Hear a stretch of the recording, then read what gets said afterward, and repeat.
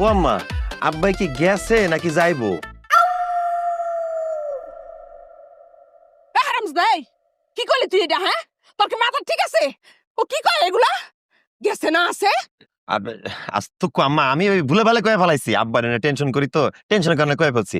আমি জিজ্ঞেস করতে চাইছিলাম আব্বাই কি ঠিকঠাক আছে।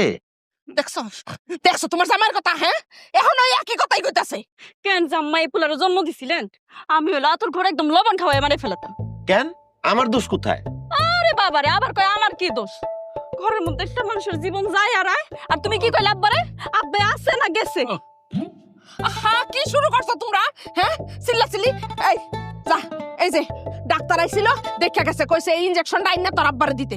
যা, এখন বাজারে যা ইনজেকশন কিনে আনবি, আর লগে করে ইনজেকশন দেওয়ানোর লোক লই আবি। যা, আচ্ছা জলদি যা। এই শুনো, বাজারে গিয়া আবার খাসির আলাপ শুরু করে দিও না। দৌড় দিয়া যাইবা, দৌড় দিয়া আইসা পড়।